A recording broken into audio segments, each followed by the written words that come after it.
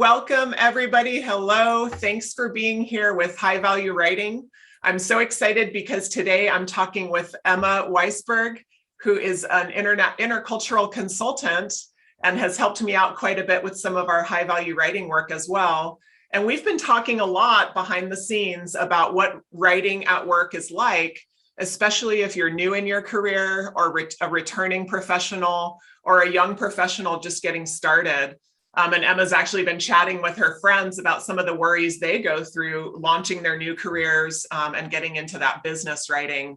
So I'm going to let Emma kind of introduce what she wanted to talk about with me and what we're going to talk about, and then we'll record a conversation that we hope will be really helpful for all of you. Awesome. Thanks, Erin, so much for having me here. Like she said, I'm an intercultural consultant, and I have been reaching out to some of my friends and coworkers that are also new to the professional field and kind of just getting started in their professional jobs after finishing university. And I asked them a pretty vague question about writing. So I asked, do you encounter any issues with writing in your job? Just to see what they could come up with and to see what might come up, such as not being confident in your writing, not sure how to phrase a certain email or ask for something, questions along those lines.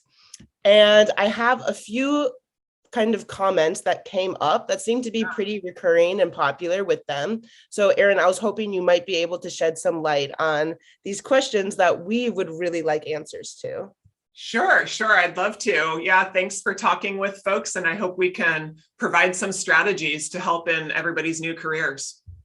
Definitely. So the first one that seemed to be pretty popular is when someone asks, came from one of my friends. Okay. When someone asks me to do something that's not in my job description, how do I tell them that politely? Or how can I ask for something without seeming demanding? Yeah, good questions, because I think we're all kind of, especially when we're new, we're really trying to balance. I need to stick up for myself, respect myself, get what I need and be a professional. But of course, I'm also building these relationships for the first time.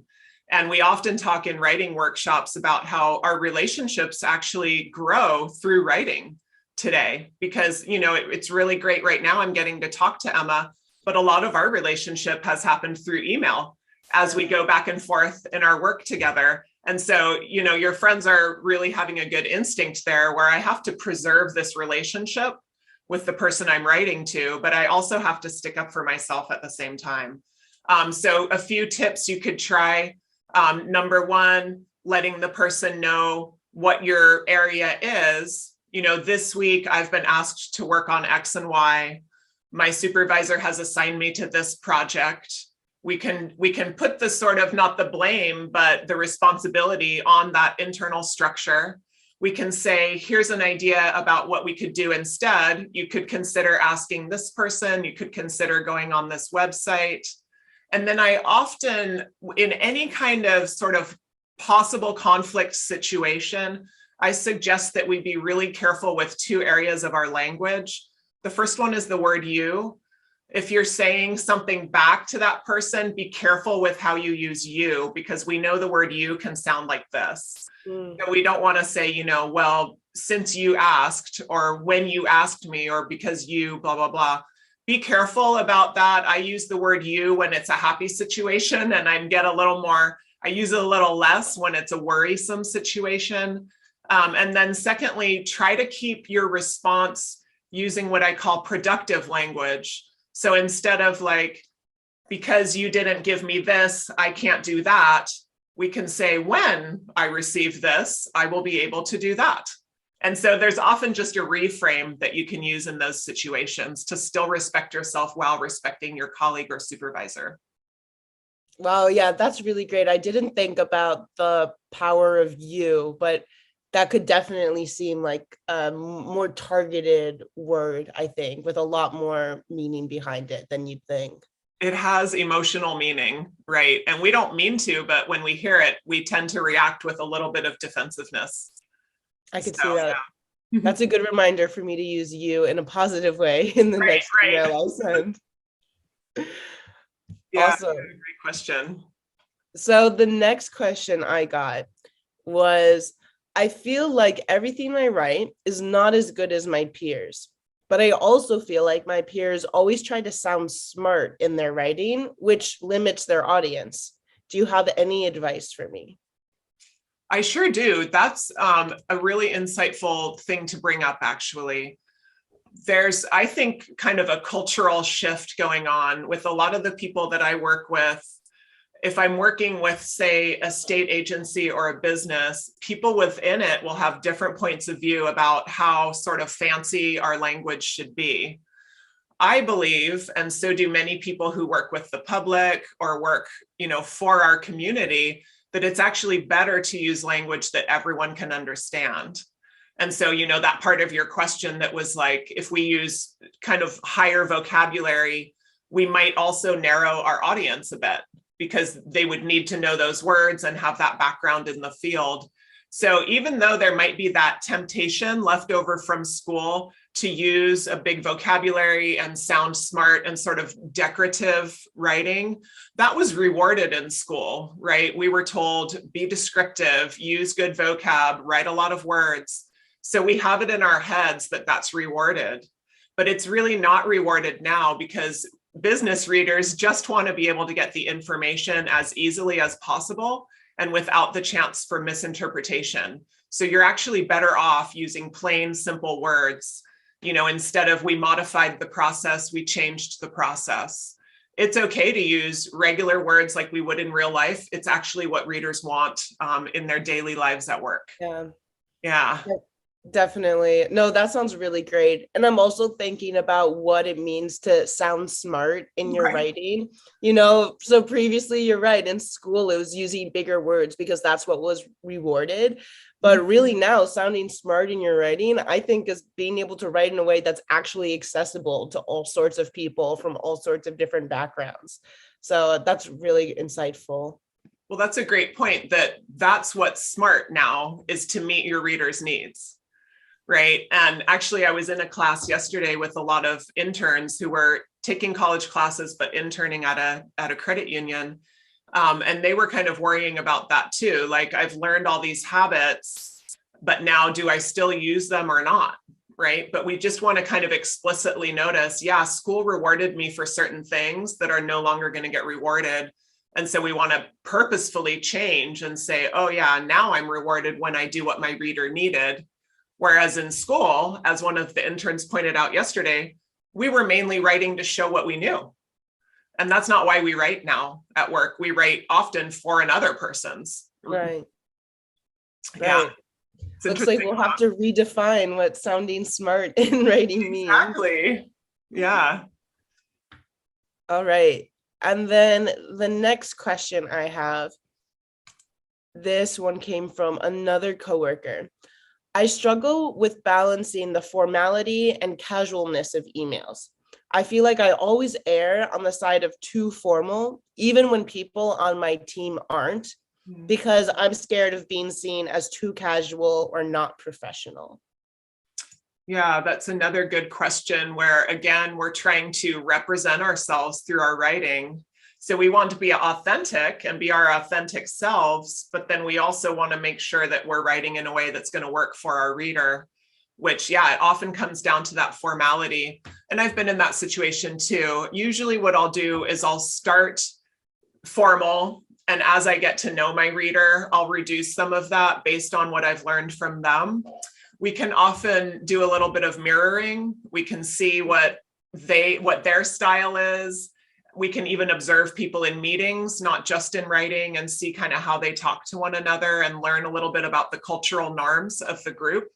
And then you can kind of try to write to those cultural norms. But I think it's a smart question because even though formal seems good in general, and I think it is, like when in doubt, use the polite and the respectful ways of writing. But it's also true that formality runs a risk, right? Because it can kind of depersonalize and create distance between the writer and the reader. So I'd say as soon as you feel like it's safe to be less formal, go ahead and make those moves little by little, because that's how you can break through and create a friendship with your reader or a relationship, right? Where you're getting to know each other as human beings. So look for those opportunities, after the first week or so of writing with somebody and kind of like, well, what could I maybe show about myself? And then see if they'll show something back and work with it just like you would a friendship in person, where, the first time you go out with a new friend, you're kind of like, what's okay to talk about? But you figure out that relationship as you go. And it's kind of similar in writing, I think. Yeah, I never thought about it like in the way of starting in just a new relationship with anyone, even in a personal life or with a friendship. Yeah. Yeah, We don't know what's okay to do until we kind of get to know the situation. Yeah, and I also feel like the formality of emails or just in general formality of behavior in the workplace is typically seen within the hierarchy of the organization. So when you're interacting with someone that's maybe a level or two higher than you, but also that formality can be seen in different areas. So I grew up in the Southeast where the use of ma'am and sir was so popular. But then when I work with people from the West Coast and I call them ma'am or sir, they're like, excuse me, like it's offending to them, Yeah. offensive to them. So I don't know, there's so many different things to keep in mind. Where might they be from? How long have they been in the organization for? Maybe they've been in the organization a while, but you can speak to them like an old friend. It really just depends so much on the case. Yeah, I think you're right. And, when you were describing like where are they from and everything, I'm thinking this is really an intercultural question, right? How formal can we be in different cultures and subcultures?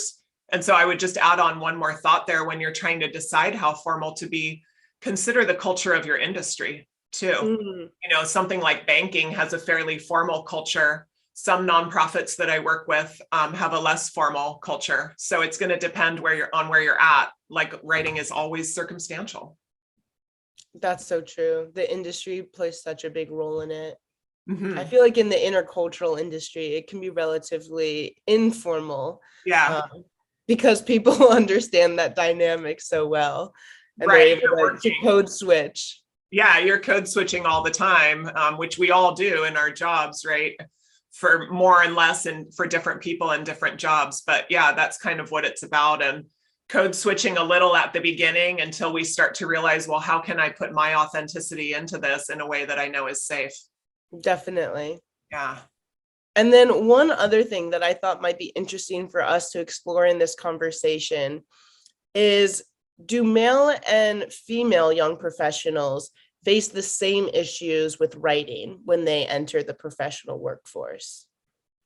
That's such an interesting question, right? And I know we're working with gender at the forefront of a lot of our work, making sure of respectful ways to talk to people and about people.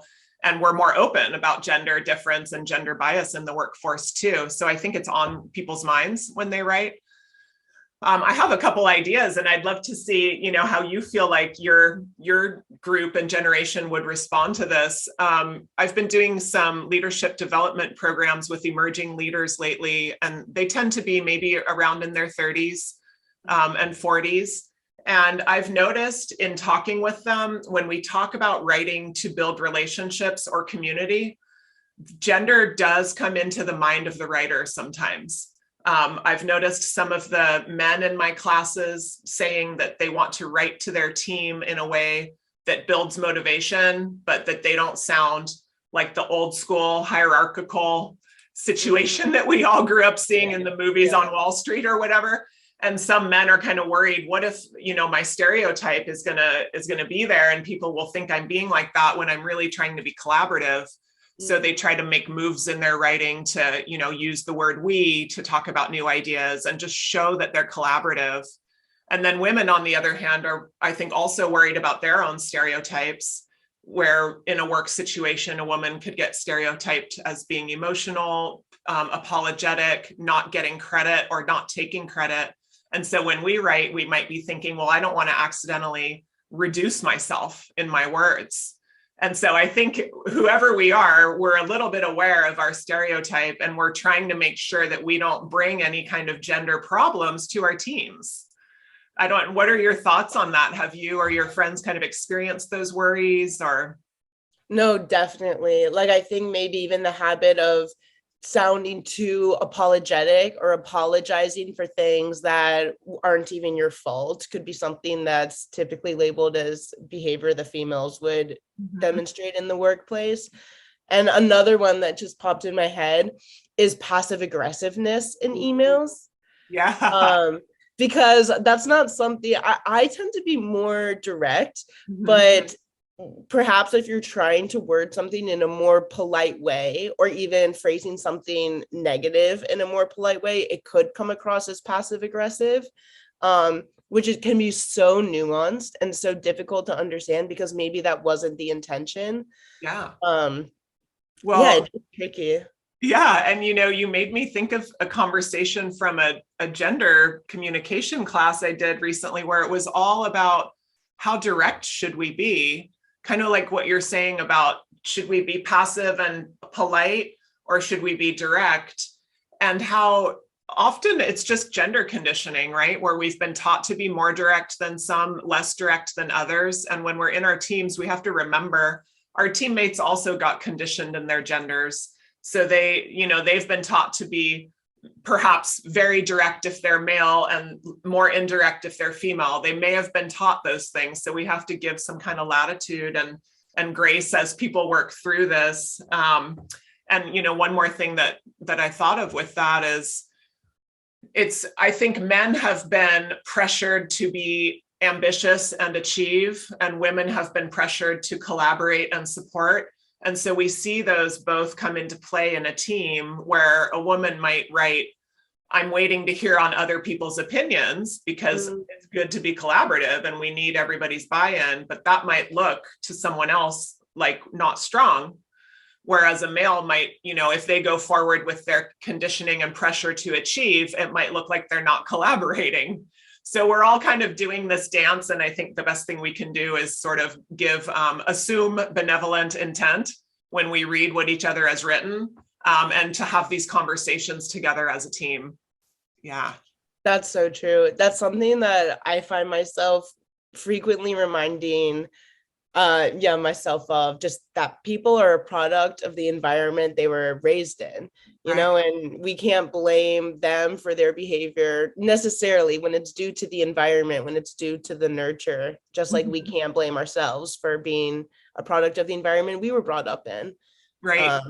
So I think just having grace for the other person and compassion and understanding that, the intent was good, and you can always ask clarifying questions if you're not sure. True. Right. And we may not know what the intent was. And so asking is a good idea. And just being honest with these conversations too, where, sometimes I worry in my team that I might sound this way. It's okay to bring that up. Right. Yeah. And make sure that we know how to read and interpret each other's writing as was intended by the writer. Wow. Yeah. This has all been so helpful to hear so far, Erin. So thanks so much. Yeah. Do you have any maybe final advice for maybe university graduates that are entering the professional workforce? What might be one or two final pieces of advice you would give them? Sure. Yeah. I'll do two, and one is kind of a two-parter. The first one is that there is not one right way to write. So, if you've been told that there is, it's just not true.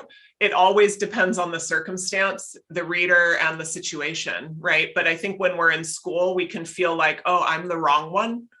But that's not the case, because nobody is right except the person who's in the situation and knows how to analyze the situation and make writing decisions in response, because we'll write differently every time, which leads to my second piece, which is that you can make almost any writing decision you need to by thinking about who's my reader and what's my goal. Now, in school, my reader was my teacher, and I knew they were going to read it no matter what because they had to. And my goal was to show what I know and to show that I did it right. Now our reader is a busy person who has tons of emails and may or may not finish our email or whatever it is. And our goal is to convey information while also managing good relationships. So just keep in mind, you have a whole different goal and reader now. And usually nobody points that out. So it can really be surprising in the workforce. So keep that in mind. You can answer your own questions, but by thinking about who's your new reader and what's your new goal. That's great. That's awesome to keep in mind. Yeah, good. Well, thank you so much for being here, Emma, and thanks for having those conversations with your friends. I hope we've been able to provide people with some helpful insights as you start your professional career or return to the professional sphere. Definitely. Thanks so much, Erin, for having me. Yeah, thanks for being here. Bye, everybody. We'll see you soon. Thanks for being here.